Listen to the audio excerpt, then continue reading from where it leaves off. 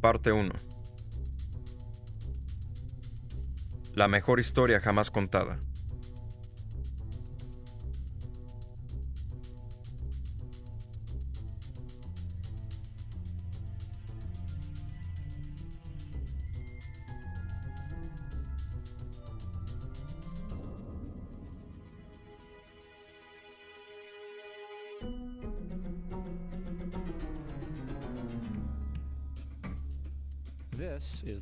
Este es el Sol. Desde hace unos 10.000 años antes de Cristo, la historia abunda de grabados y escrituras expresando el respeto y la adoración de los pueblos por este objeto. Y es fácil de entender por qué, ya que el Sol sale todas las mañanas, trayendo consigo visión, el calor, la seguridad, salvando al hombre del frío y de la ciega oscuridad, llena de predadores nocturnos. Los pueblos antiguos entendían que sin el Sol no hay ni cosechas ni la vida en el planeta como tal. Esta conciencia hizo del Sol el objeto más venerado de todos los tiempos, seguido por las estrellas. A través de la trayectoria de las estrellas, los antiguos reconocían y anticipaban a largo plazo eventos tales como los eclipses o las lunas llenas. A su tiempo catalogaron a grupos celestiales en lo que hoy conocemos como constelaciones. Esa es la cruz del zodiaco, una de las imágenes conceptuales más antiguas de la historia de la humanidad. La cruz sigue de una manera figurativa el paso del Sol a través de las 12 constelaciones a lo largo del año, pero también refleja los 12 meses, las 4 estaciones y los solsticios y equinoccios. El término zodiaco se relaciona con el hecho de que las constelaciones suelen ser antropomorfizadas o personificadas como figuras o animales. En otras palabras, las primeras civilizaciones no solo seguían al Sol y las estrellas, sino también los personificaban a través de mitos elaborados, incluyendo sus movimientos y relaciones. El Sol, con sus cualidades de dar y nutrir la vida, fue personificado como un representante del Creador no visto, el Sol de Dios, la luz del mundo o el salvador de la humanidad, de la misma manera que las 12 constelaciones correspondían a los lugares del viaje solar, siendo identificadas con nombres casi siempre haciendo referencia a los elementos de la naturaleza que se sucedían en el tiempo, tales como Acuario, el que trae las lluvias de la primavera. Este es Horus, el dios del sol que fue un objeto de culto en Egipto cerca de 3.000 años antes de Cristo. Horus es el sol antropomorfizado y su vida es una serie de mitos alegóricos relacionados con el movimiento del sol en el cielo. Gracias a los viejos jeroglíficos, hoy sabemos mucho de este Mesías solar. Horus, siendo el mismo el sol o la luz, tiene un enemigo llamado Set, la personificación de la oscuridad o la noche. Cada mañana Horus le ganaba a Set en la batalla, mientras que al atardecer era Set quien vencía a Horus y lo mandaba al bajo mundo. Cabe mencionar que la lucha entre la oscuridad y la luz, o entre el bien y el mal, es una de las dualidades mitológicas más extendidas que siguen presentes en varios contextos hasta el día de hoy. En grandes rasgos, la historia de Horus es la siguiente. Horus nació el 25 de diciembre, hijo de la Virgen Isis Meri. Su nacimiento fue acompañado por una estrella en el este, la cual ayudó a 3 reyes a ubicar y venerar al Salvador recién nacido. Niño prodigio, a los 12 años empezó sus enseñanzas y a los 30 fue bautizado, Anup. Así, comenzando su ministerio, Horus tenía 12 discípulos que viajaban con él haciendo milagros, tales como curar a los enfermos o caminar sobre el agua. Horus era conocido con varios nombres: la verdad, la luz, el Hijo de Dios, el buen pastor, el Cordero de Dios, entre muchos otros. Tras haber sido traicionado por Tifón, Horus fue crucificado, enterrado durante 3 días y resucitado. Originales o no, estos conceptos han sido adoptados por muchas otras culturas en el mundo entero. Por tanto, muchos dioses hoy derivan de su divinidad, de la misma mitología. Atis de Frigia, nacido de la Virgen Nana el 25 de diciembre, crucificado, enterrado y resucitado 3 días más tarde. Krishna de India, nacido de la Virgen Devaki, con la estrella del este apuntando a su llegada, realizaba milagros con sus discípulos para luego ser resucitado tras morir. Dionisio, de Grecia, nacido de una virgen el 25 de diciembre, era un maestro nómada que hacía milagros tales como transformar el agua en vino. Fue llamado el Rey de los Reyes, el único hijo de Dios, el Alfa y el Omega, entre otros muchos otros, y cuando murió fue resucitado. Mitra, de Persia, nacido de una virgen el 25 de diciembre, también tuvo 12 discípulos y hacía milagros, y cuando murió fue enterrado por 3 días y luego resucitado, teniendo apodos tales como la verdad, la luz y muchos otros. Curiosamente, el día sagrado para celebrar a Mitra era el domingo. La realidad es que muchos salvadores de diferentes épocas en todas partes del mundo comparten estas mismas características. Entonces la pregunta es, ¿por qué estos y no otros? ¿Por qué todos tenían que nacer de una virgen el 25 de diciembre, permanecer muertos durante 3 días y ser resucitados? ¿Por qué tenían que tener 12 seguidores? Para responder estas preguntas examinamos nuestro Mesías solar más reciente. Jesucristo, nacido en Belén de la Virgen María el 25 de diciembre. Su nacimiento anunciado por la estrella del este que los 3 reyes magos siguieron para ubicar al nuevo Salvador. Empezó sus enseñanzas a la edad de 12 años y a los 30 fue bautizado por Juan el Bautista. Así comenzando su ministerio, Jesús tuvo 12 discípulos que viajaban con él haciendo milagros tales como curar a los enfermos, caminar sobre el agua, despertar a los muertos, y él mismo era conocido como Rey de los Reyes, el Hijo de Dios, la luz del mundo, el Alfa y Omega, el Cordero de Dios, entre muchos otros nombres. Después de ser traicionado por su discípulo Judas y vendido por 30 piezas de plata, fue crucificado y enterrado, y 3 días más tarde resucitado para subir a los cielos. Antes que nada, observamos que toda esta secuencia es 100% astrológica. La estrella del este no es otra que Sirio, la estrella más brillante en el cielo, que el 24 de diciembre se alinea con las 3 estrellas más brillantes del cinturón de Orión. Las 3 estrellas brillantes las llamamos hoy día como si fueran llamadas antes, los 3 reyes. Los 3 reyes y la estrella más brillante, Sirio, todas apuntan a un lugar donde sale el sol, el 25 de diciembre. Por eso los 3 reyes siguen a la estrella del este para localizar el amanecer, es decir, el nacimiento del sol.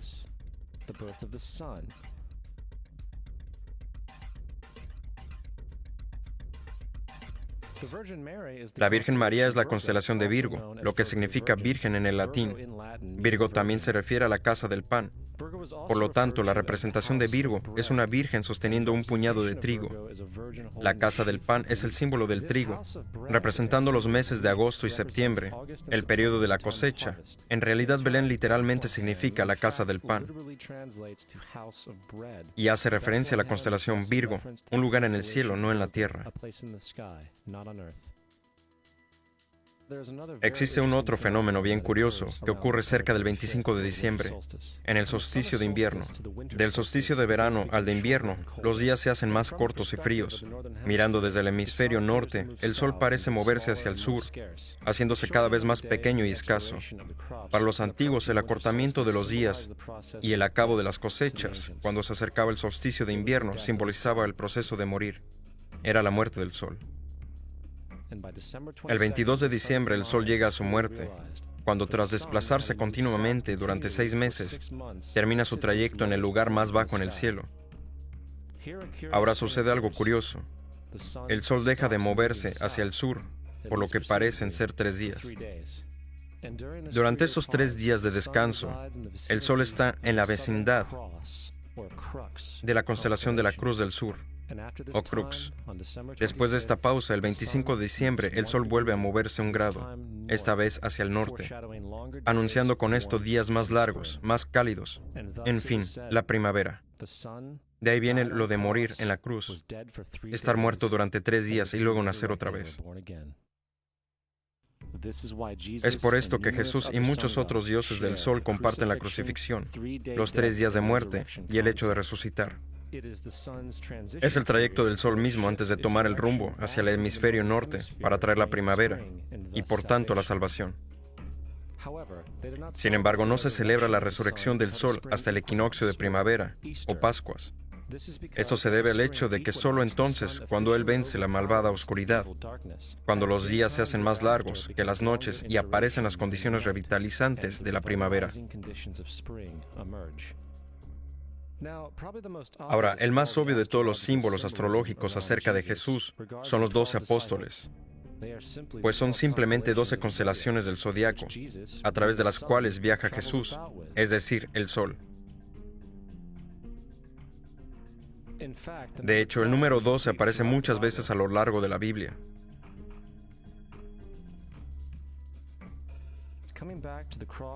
Este texto tiene más que ver con la astrología que con cualquier otra cosa. La vida figurativa del sol no era solo una expresión artística o herramienta para seguir los movimientos del sol. Era también un símbolo espiritual pagano, que resumido podría parecer en algo así.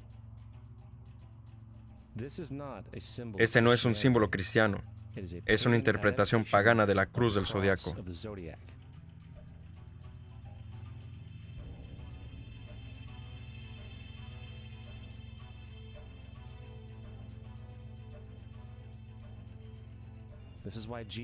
Es por eso que Jesús en las primeras artes secretas se mostraba con la cabeza sobre la cruz, debido a que Jesús es el sol de Dios, la luz del mundo, el Salvador levantado, el que vendrá nuevamente, como lo hace cada mañana, la gloria de Dios, que defiende al mundo de la oscuridad, el que renace cada mañana y puede verse viniendo entre las nubes, alto en el cielo, con su corona de espinas o rayos solares. With his crown of thorns or sun rays.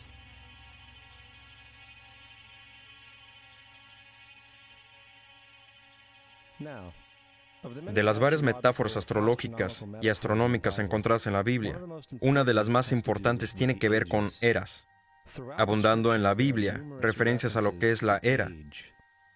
Para entender esto, nos hace falta saber un poco sobre el fenómeno llamado precesión de los equinoccios. Los antiguos egipcios, así como culturas anteriores a ellos, reconocían que aproximadamente cada 2150 años, el amanecer en la mañana del equinoccio de primavera ocurre en un signo diferente del zodiaco. Esto tiene que ver con el lento movimiento angular que la Tierra mantiene mientras gira sobre su eje, y se llama precesión, porque las constelaciones van hacia atrás de forma opuesta al ciclo anual habitual. El tiempo que tarda la precesión en pasar por los 12 signos es aproximadamente de 25.765 años. A esto se le llama el Gran Año, un fenómeno del cual las sociedades antiguas eran muy conscientes, llamando al periodo de 2150 años una era. De 4300 a.C. a 2150 a.C. fue la era de Tauro, el toro. De 2150 a.C. al primero fue la era de Aries, el carnero.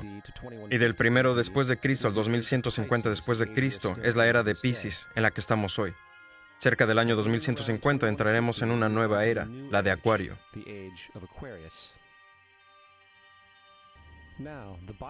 La Biblia refleja en grandes rasgos un movimiento simbólico a través de las tres eras, mientras anuncia una cuarta. En el Viejo Testamento, cuando Moisés baja del monte Sinaí con los 10 mandamientos, se enfada al ver a su gente venerando un becerro de oro, tanto que de hecho destroza las placas de piedra y obliga a su gente a matarse entre sí para purificarse. La mayoría de los especialistas bíblicos atribuyen esta ira al hecho de que los israelitas están dando culto a un ídolo falso, pero en realidad el becerro de oro es Tauro, mientras que Moisés representa la era de Aries. Es por eso que los judíos hasta hoy en día suenan el shofar. Moisés representa la nueva era, en la cual todos deben cortar los lazos con la era que le precede. Otros dioses como Mitra, una divinidad precristiana que mata al toro, también marca estas transiciones del mismo modo.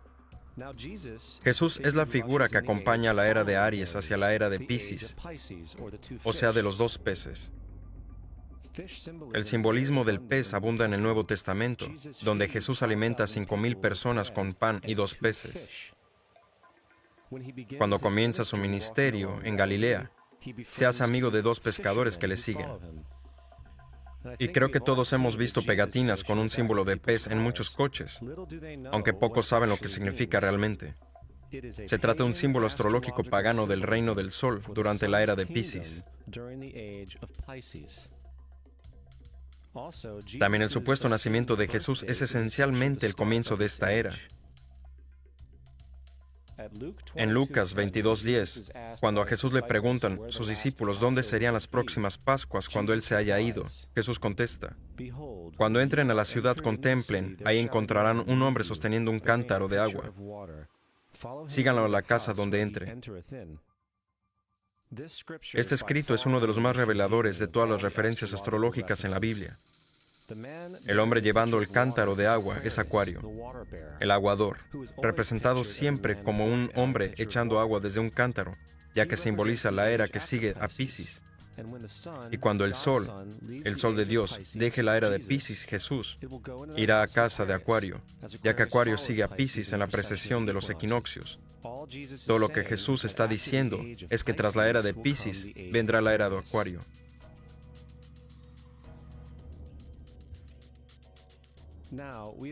Todos hemos oído hablar acerca del final del tiempo y del fin del mundo. Aparte de la representación caricaturesca del libro de las Revelaciones, la fuente principal de esta idea viene de Mateo 28:20, donde Jesús dice: «Estaré contigo hasta el fin del mundo». Sin embargo, en la versión del Rey James, mundo es una traducción errónea. Entre otras malas traducciones que hay ahí, la palabra correcta es aeón, que significa era. Estaré contigo hasta el fin de la era. Lo cual es cierto, ya que la personificación pisciana de Jesús terminará cuando el sol entre a la era de Acuario. Todo el concepto del fin del tiempo y del fin del mundo es una alegoría astrológica mal interpretada. Pero ¿cómo decírselo a unos 100 millones de personas en Estados Unidos que creen que se acerca el fin del mundo? Más aún, el personaje de Jesús como híbrido literario y astrológico es más bien un plagio del dios del sol egipcio Horus. Por ejemplo, grabadas hace alrededor de 3.500 años en las paredes del templo de Luxor, hay imágenes de la Anunciación, la Concepción Inmaculada, el nacimiento y la veneración de Horus. Las imágenes comienzan con Tao, anunciando a la Virgen Isis que concebirá a Horus. Luego el Espíritu Santo Nef impregna a la Virgen. Y después viene el alumbramiento y la veneración. Esta es exactamente la historia de la concepción milagrosa de Jesús. De hecho, las similitudes entre la religión egipcia y cristiana son asombrosas.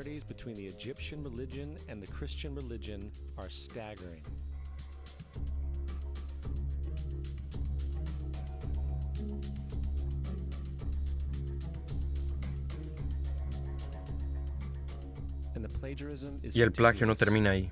La historia de Noé y el arca de Noé están copiadas textualmente de la tradición egipcia. El concepto de la gran inundación es algo muy presente en el mundo antiguo, con más de 200 declaraciones diferentes citadas en distintos periodos. Basta con citar la época de Gilgamesh, con sus escritos de 2600 años antes de Cristo. Esa historia habla de una gran inundación mandada por Dios, un arca que salvó animales e incluso el envío y el retorno de una paloma, todos iguales que en la historia bíblica, junto con muchas otras similitudes. También la historia de Moisés es un plagio. Cuando Moisés nació, se dijo que fue puesto en un canasto y dejado flotando en un río para evitar el infanticidio. Más tarde fue rescatado por una hija de la realeza y criado por ella como un príncipe. Esa historia de un bebé en un canasto es una copia del mito de Sargón de Akkad, que data alrededor de 2250 a.C. Sargón también fue puesto en un canasto al nacer para evitar infanticidio y fue dejado flotando en un río para acabar rescatado y criado por Aki, una comadrona de la realeza. Aún más, Moisés es conocido como el quien da leyes, ya que fue él quien trajo los 10 mandamientos. Sin embargo, la idea de una ley pasada de Dios a un profeta en una montaña es también un tópico en la historia de los mitos. En India, Manu era el que daba las leyes. En Creta, Minos ascendió al monte Dicta, donde Zeus le dio las leyes sagradas, mientras que en Egipto hubo Mises, que llevó las placas de piedra donde describieron las leyes divinas. Manu, Minos, Mises, Moisés. Y en cuanto a los 10 mandamientos fueron sacados completamente del encanto 125 del libro de los muertos egipcio. Lo que en el libro de los muertos era "no he robado" se convirtió en "no robarás", "no he matado" en "no matarás", "no he mentido" en "no levantarás falso testimonio", y así sucesivamente. De hecho, la religión egipcia es el primer punto de referencia para la teología judeocristiana. El bautismo, la vida después de la muerte, el juicio final, el nacimiento por virgen y la resurrección, la crucifixión, el arca de la alianza, la circuncisión, los salvadores, la Sagrada Comunión, el diluvio, la Pascua cristiana, la Navidad, la Pascua judía y muchas más, todos vienen de ideas egipcias creadas mucho antes que el cristianismo y el judaísmo. Justino Mártir, uno de los primeros historiadores y defensores cristianos, escribió: cuando decimos que Jesucristo, nuestro Maestro, fue concebido sin unión sexual, fue crucificado, murió y volvió a la vida para ascender al cielo, no proponemos nada distinto de lo que estiman los hijos de Dios de Júpiter. En otro escrito, Justino Mártir dice: Él nació de una virgen. Acepta esto junto con todo lo que crees del Dios Perseo. Es obvio que Justino y otros cristianos antiguos sabían cuán similar era la cristianidad respecto a las religiones paganas. Sin embargo, Justino tuvo una solución. Según él, lo hizo el diablo. El diablo tuvo la previsión de venir antes de Cristo y crear estas características en el mundo pagano.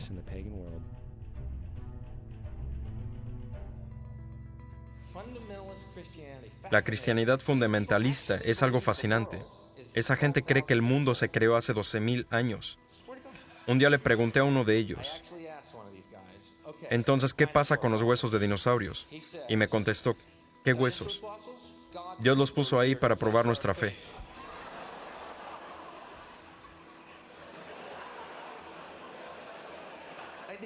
Creo que Dios te puso a ti aquí para probar mi fe, amigo.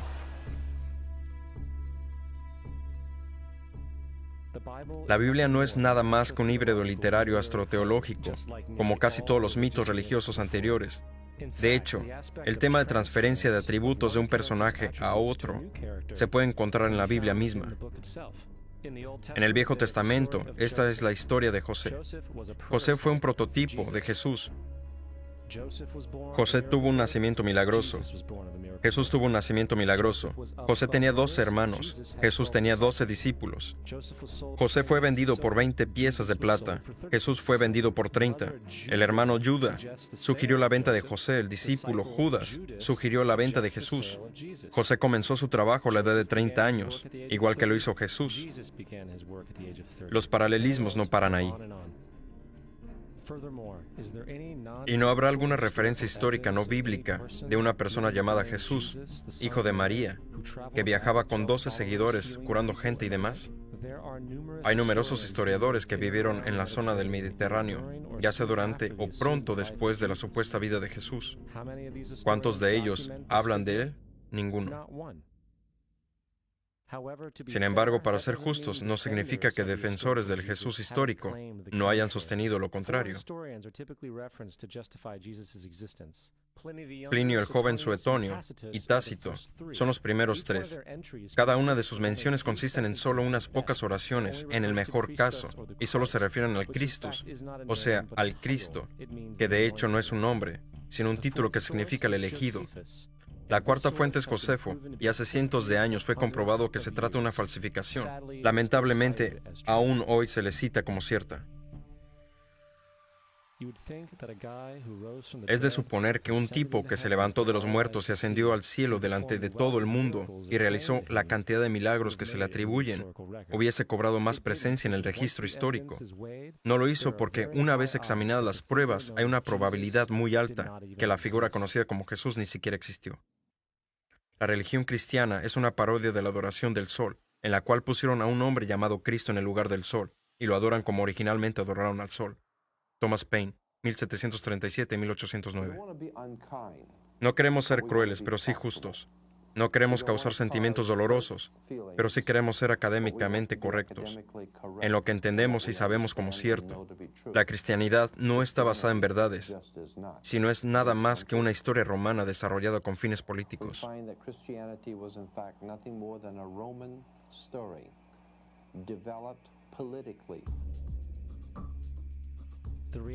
La realidad es que Jesús fue una deidad solar de la secta cristiana gnóstica, y como todos los otros dioses paganos es una figura mítica. Fue el sistema político el que se buscó desarrollar la figura de Jesús para controlar la gente. Por el 325 después de Cristo en Roma, el emperador Constantino Convocó al Consejo de Nicea. Fue durante esta reunión que las doctrinas cristianas políticamente motivadas fueron establecidas y donde empezó la larga historia de derramamiento de sangre cristiano y del fraude espiritual. Durante los siguientes 1600 años, el Vaticano mantuvo un control político sobre toda Europa, conduciéndola a periodos tan tristes como la Edad Oscura o episodios tan vergonzosos como las Cruzadas o la Inquisición.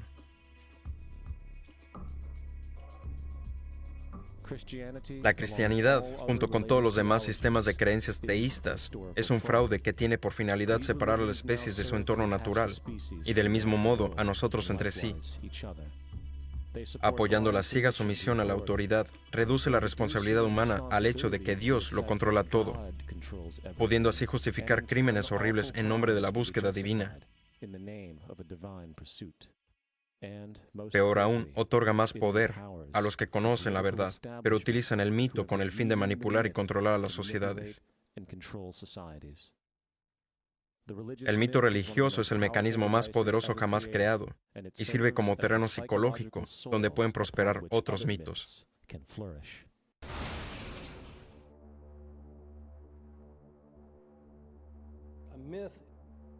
Un mito es una idea que, aun siendo popularmente creída, sigue siendo falsa. En su sentido más profundo, es decir, religioso, el mito sirve como una historia que orienta y conmueve a la gente.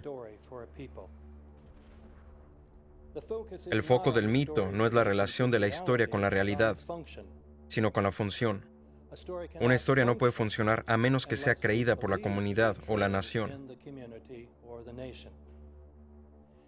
No es tema de debate que algunos tengan el mal gusto de cuestionar la veracidad de la historia sagrada. Los guardianes de la fe no entran en debate con ellos. Ellos ignoran o denuncian como blasfemo al que la cuestione. Es erróneo, blasfemo y pecaminoso que usted sugiera, insinúe o ayude a otros a llegar a la conclusión de que el gobierno de los Estados Unidos haya matado a 3,000 de sus propios ciudadanos. Parte 2. El mundo entero es un escenario.